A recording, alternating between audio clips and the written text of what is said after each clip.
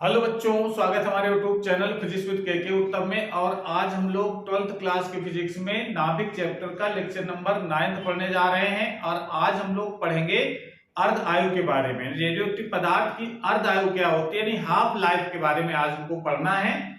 और इसकी परिभाषा तो पढ़ेंगे, साथ में इसका सूत्र भी निकालेंगे।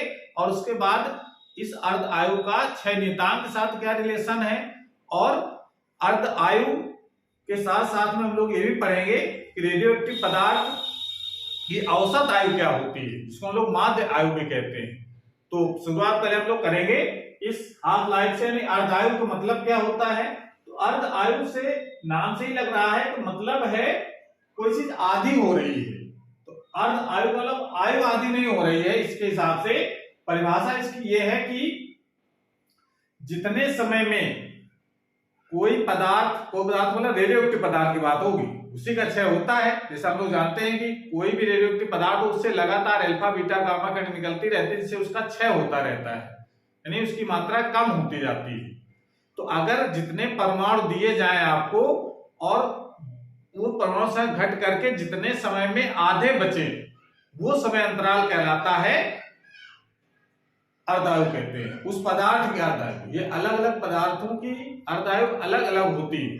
तो जिसकी भी जितनी अर्धायु है, उतने समय में उस पदार्थ की मात्रा आधी हो जाएगी।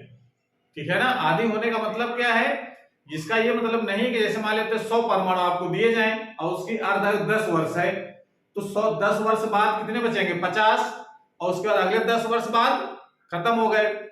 ऐसा नहीं है, जितने उस समय जितने प्रेजेंट होंगे उसके आधे होते हैं। जैसे 50 हैं तो 50 के अगले साल यानी अगले अर्धायु में वो घट करके 25 रह जाएंगे। उसके अगले अर्धायु वाले समय जो आएगा उसमें घट करके 25 के आधे 12.5 रह जाएंगे। उसके आधे में 6.25 हो जाएगा। इस तरीके से इसमें विघटन होता है। तो इसकी परिभाषा हम लोग इस प्रकार से लिखेंगे, जितने समय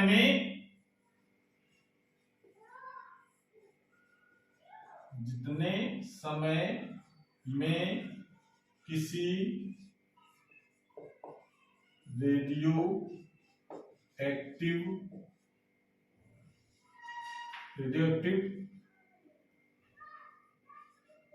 पदार्थ में अविघटित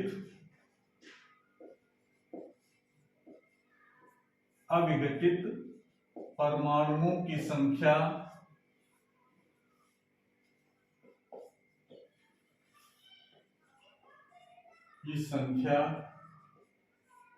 घटकर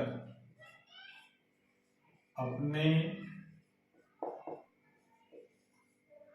प्रारंभिक मान की आधी रह जाती है। यानी वो समय अंतराल जितने समय में किसी रेडियोएक्टिव पदार्थ में अविघटित परमाणु संख्या घट करके अपने प्रारंभिक मान की आधी रह जाती है, उस समय अंतराल को उस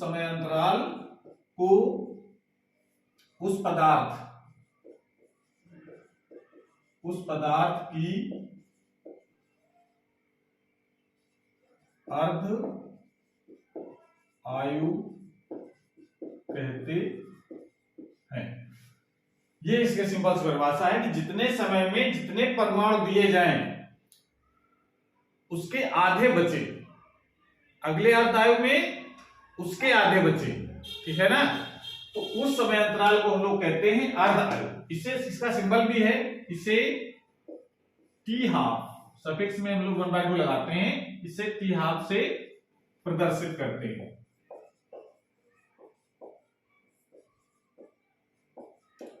इसका मतलब ये समय है अर्धायु।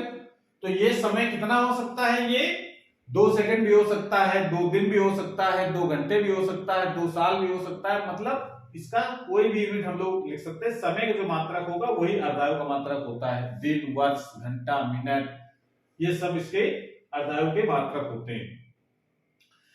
तो ये डिफिनेशन लिखने के बाद अब जरा इसमें ये चीज देखो कि अगर हमने ये मान लेते हैं यदि किसी रेडियो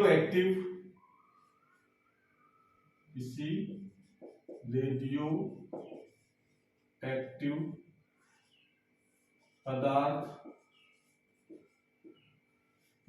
पदार्थ में प्रारंभिक परमाणुओं की संख्या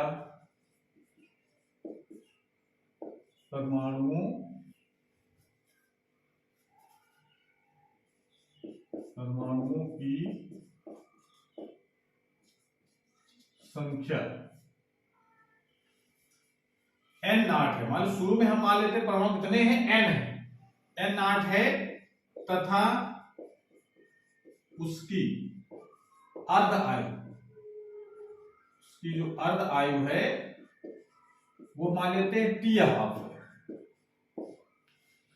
अर्ध आयु हमने क्या मान लिया, टी हाफ।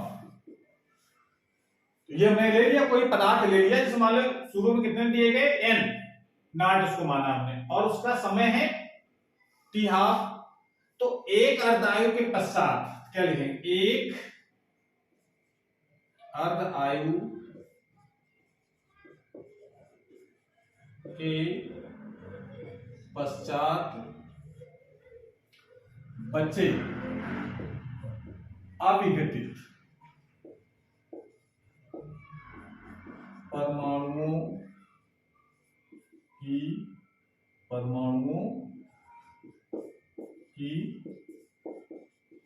संख्या, वो मान लेते हैं n। n का मान कितना होगा, एक अर्धायु के पश्चात बचे अविघटित परमाणुओं की संख्या।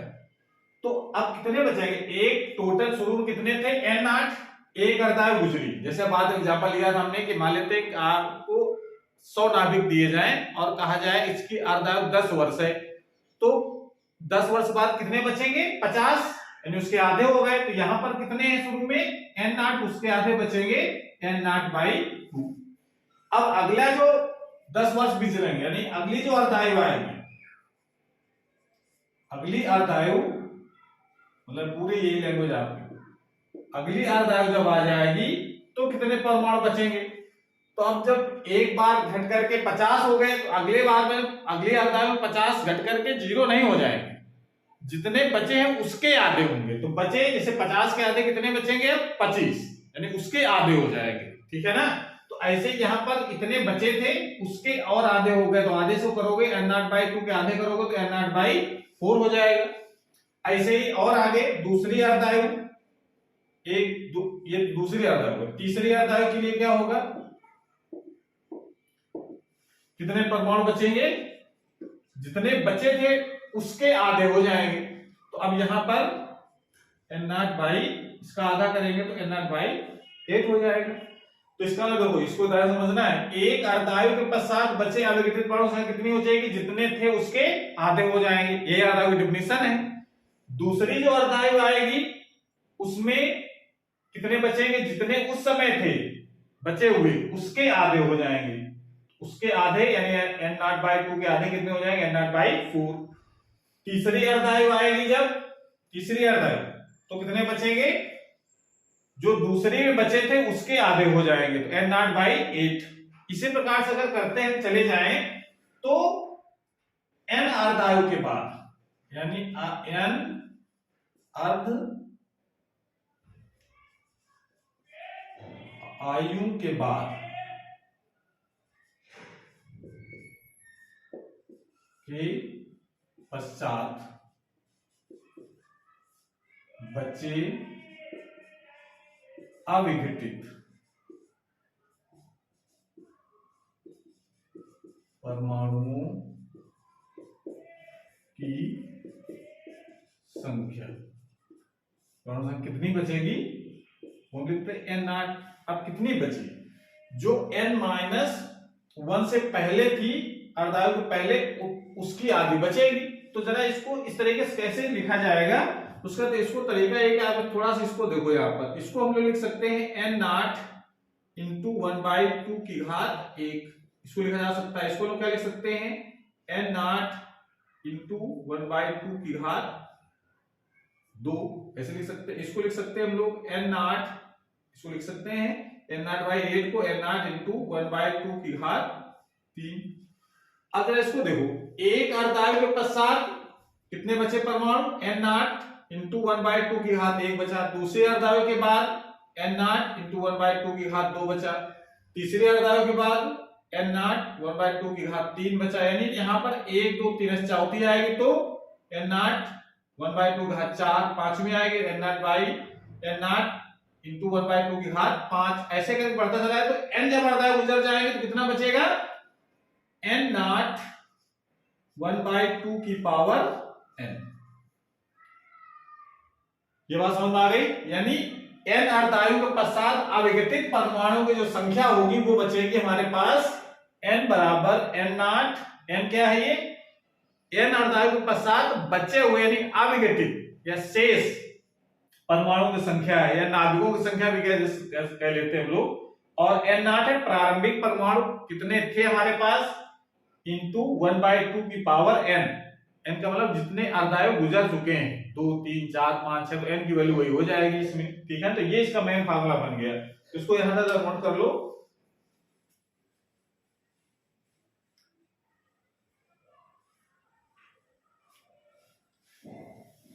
ये फार्मूला बहुत इंपॉर्टेंट निकल करके आया है।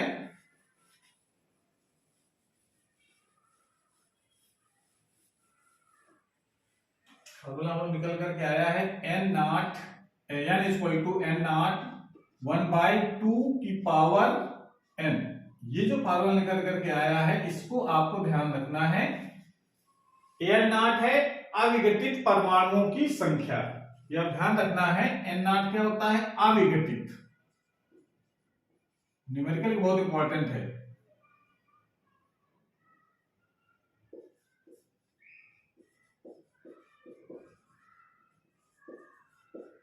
अविघटित या शेष कितने बचे परमाणुओं की संख्या। और n नॉट ये है प्रारंभिक, शुरू में कितने थे, प्रारंभिक परमाणुओं की संख्या। और n क्या है यहां पर, ये है अर्ध आयुओं की संख्या, कितने अर्धायु गुजर चुके हैं, ये अर्धायु की संख्या हो गई। ये फार्मूला आपको बिल्कुल एकदम ध्यान रखना है, न्यूमेरिकल के लिए बहुत इंपॉर्टेंट फार्मूला है। बस ये चीज ध्यान रखना है कितने शेष बचे। कभी कभी दे देते हैं कि 50, इसी में मान लीजिए कुछ दे दिया हो न्यूमेरिकल में कि रेडियोएक्टिव पदार्थ में 50 परमाणु है, 2 अर्धायु के पश्चात उसमें 10 विघटित हो गए, ठीक है ना। तो विघटित हो गए तो इसका मतलब बचे कितने, बचेंगे 50 थे, 10 विघटित हो गए तो शेष कितने बचेंगे, 40। तो 40, ये जो n की जगह वो 40 वैल्यू आएगी। अविघटित का मतलब शेष कितने बचे, कितने विघटित हो गए इससे मतलब नहीं है, कितने बचे वो यहाँ पर n लिखना है। और n नॉट प्रारंभिक कितने शुरू में थे, तो इस तरीके से इसको क्या करना है। अगर इसकी सहायता से अगर हम ये देखें कि यदि रेडियोएक्टिव पदार्थ की सक्रियता कितनी हो जाएगी n अर्धायु के पश्चात, तो n अर्धायु के पश्चात n अर्ध आयु के पश्चात पदार्थ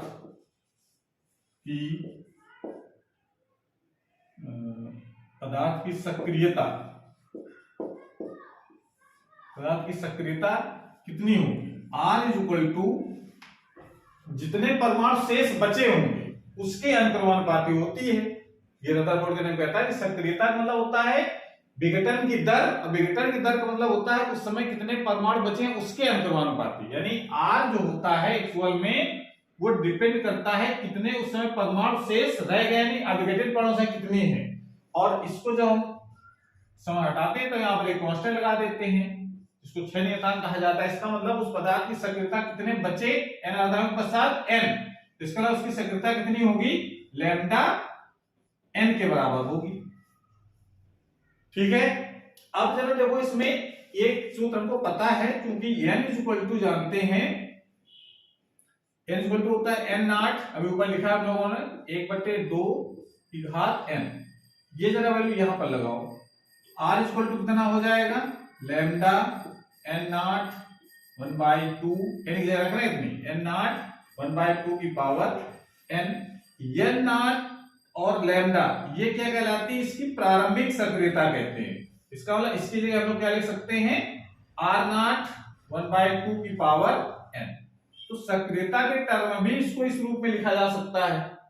ठीक है, यानी इसको r नॉट क्या कहलाएगी, इसको कहते हैं हम लोग प्रारंभिक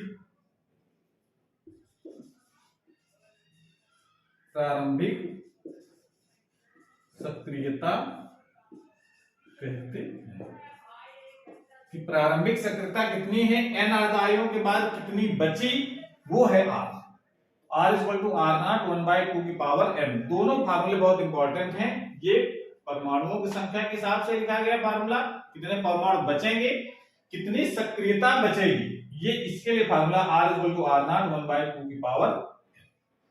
ठीक है, इतनी चीजें आपको अर्धायु के बारे में जानना है। उसके बाद फिर हम लोग देखते हैं कि अर्धायु का क्षय नियतांक के साथ क्या रिलेशन है, इसको नोट कर लीजिए। उसके बाद हेडिंग लगाएंगे अर्धायु तथा क्षय नियतांक में संबंध, विभाग दिया जाए।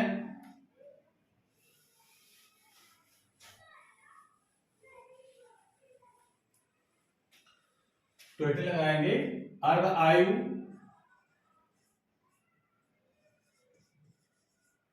यानी टी हाफ तथा क्षय नियतांक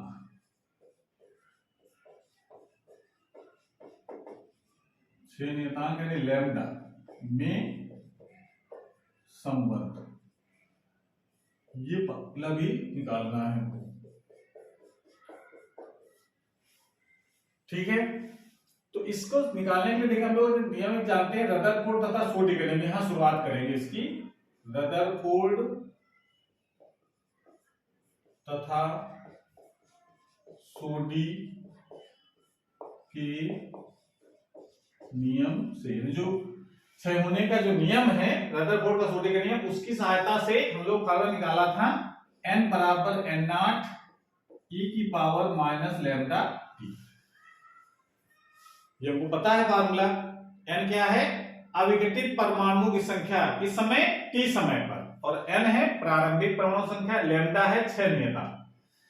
अब जरा कंडीशन लगा देते हैं, यदि जो समय है t वो अगर उस पदार्थ की अर्ध आयु के बराबर हो, यानी समय जो हमारा है t वो अगर अर्ध आयु के बराबर अगर लेते हैं, तो जिस पदार्थ की अर्ध आयु t हाफ है, उतने समय में जो बचे कितने परमाणु बचेंगे, यानी n की वैल्यू कितनी होगी।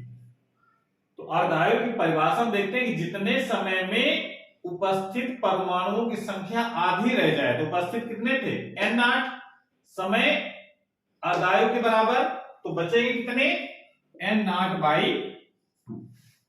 ये कंडीशन अगर लगा देते हैं उस वाले समीकरण में, तो क्या हो जाएगा, देखो ऊपर वाले समीकरण में वैल्यू रखो इसकी, n की जगह n not by 2 is equal to n not e की पावर माइनस लैम्डा, और t हाफ हो जाएगा यहाँ पर, n नॉट से n नॉट तो कैंसिल, बचेगा यहाँ पर 1/2 इज इक्वल टू e की power minus lambda t half.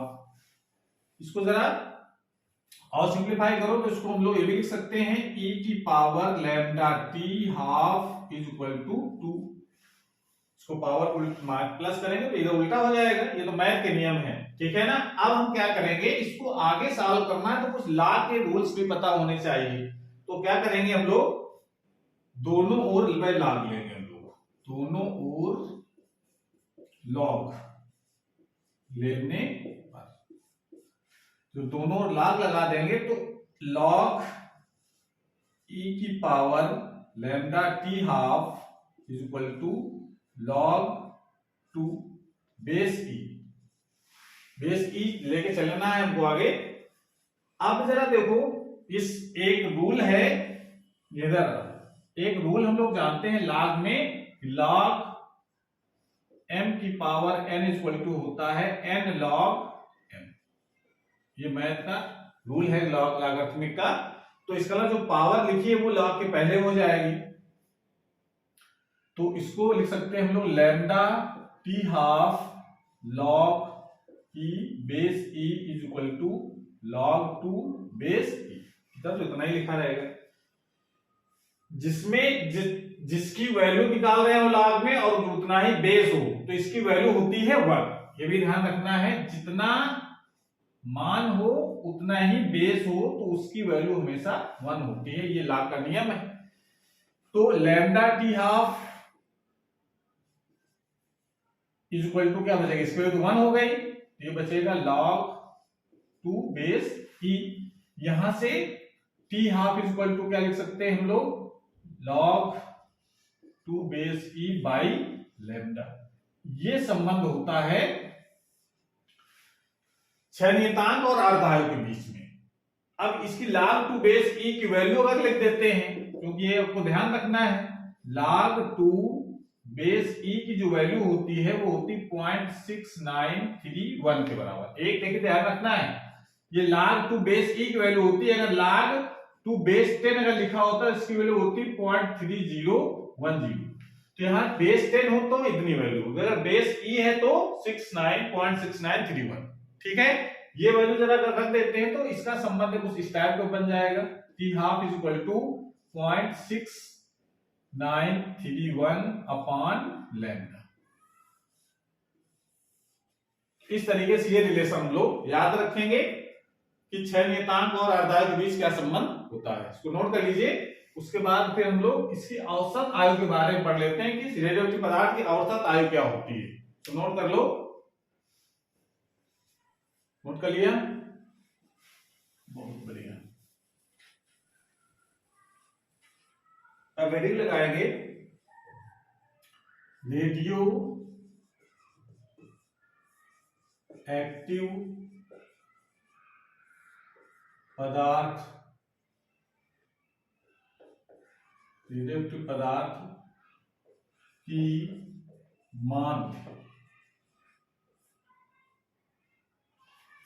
माध्य अथवा औसत आयु,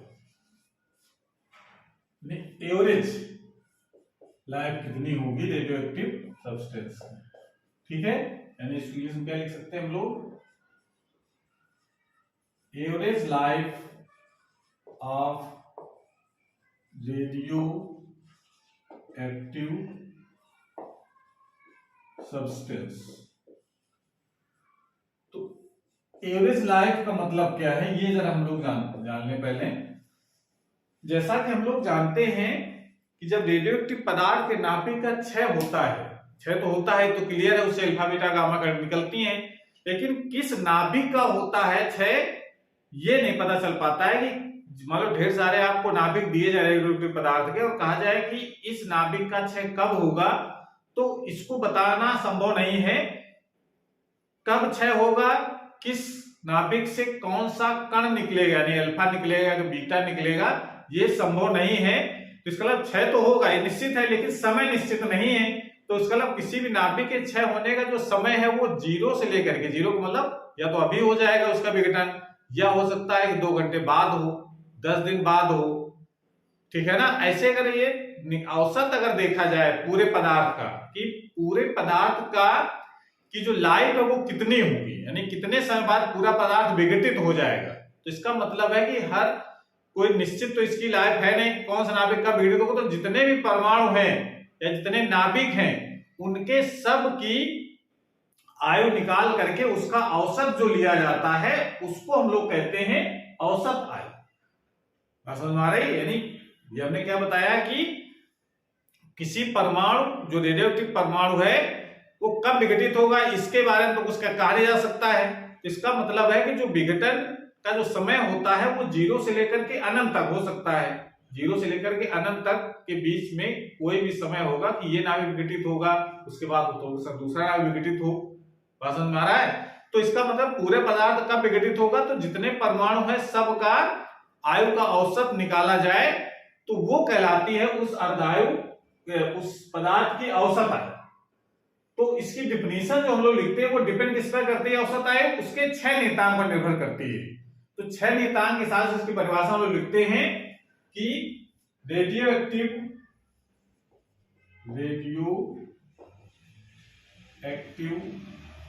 पदार्थ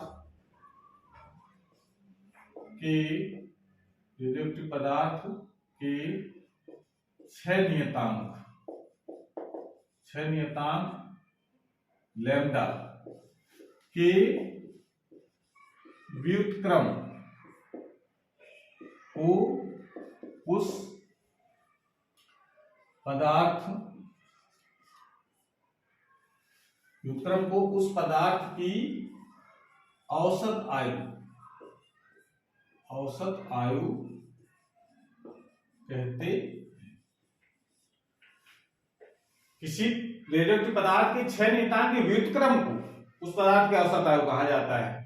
तो अब इसका रिप्रेजेंटेशन भी है, इसे टाउ से प्रदर्शित करते हैं, औसत आयु को टाउ से, इसे टाउ से प्रदर्शित किया जाता है। तो टाउ बराबर क्या लिखा जाएगा डिफिनेशन से, टाउ बराबर लिखेंगे हम लोग 1/लैम्डा, व्युत्क्रम मतलब रेसिप्रोकल। और ये तो मेन परिभाषा इसका फॉर्मूला बन गया। अगर हम ये इसको थोड़ा सा और कर कहें कि इसका अर्धायु के साथ क्या रिलेशन है औसत आयु का, तो औसत आयु का अर्धायु के बीच में रिलेशन हम निकाल सकते हैं। अभी हम लोगों ने पढ़ा है चूंकि टी हाफ इक्वल टू पढ़ा है 0.6931 अपान लैम्डा, तो यहां से लैम्डा का मान निकालो तो कितना आ जाएगा 0.6931 अपान टी हाफ। ये जरा लैम्डा को वैल्यू लगा दो तो औसत आयु कितनी हो जाएगी, टाउ बराबर इसका ये उल्टा हो जाएगा टी हाफ अपान 0.6931। ये हो सकता है, या हम लोग इसको लिख सकते हैं, इसको जरा दशमलव खत्म करके डिवाइड किया जाए तो टाउ की वैल्यू निकल करके आती है 1.443 टी हाफ। तो ये रिलेशन हम लोग लिख सकते हैं, ऊपर वाला भी रिलेशन लिखा जा सकता है, दोनों का एक ही मतलब है। तो अगर औसत आयु और अर्ध आयु के बीच अगर रिलेशन लिखना हो तो आपको यह फार्मूला ध्यान रखना है, टाउ इक्वल टू होता है 1.443 टी हाफ। तो कभी एग्जाम पूछ लिया जाता है कि औसत आयु और अर्ध आयु के बीच संबंध लिखिए, तो आपको ये फार्मूला लिख देना, ये लिख दें या ये लिख दें, कुछ भी लिख सकते हैं, ठीक है। इस प्रकार से हम लोग इस लेक्चर में हम लोगों ने अर्धायु के बारे में, औसत आयु के बारे में और उसका अर्धायु का या औसत आयु का 6 नियतांक के साथ क्या रिलेशन है, ये आज हम लोगों ने जान लिया है, ठीक है। तो आज क्लास हमारे पास समाप्त होती है। अगर वीडियो अच्छा लगा हो तो इसको लाइक जरूर करें और चैनल अभी तक सब्सक्राइब नहीं किया तो चैनल को सब्सक्राइब करें और पढ़ाई जरूर करते रहें। Best of luck.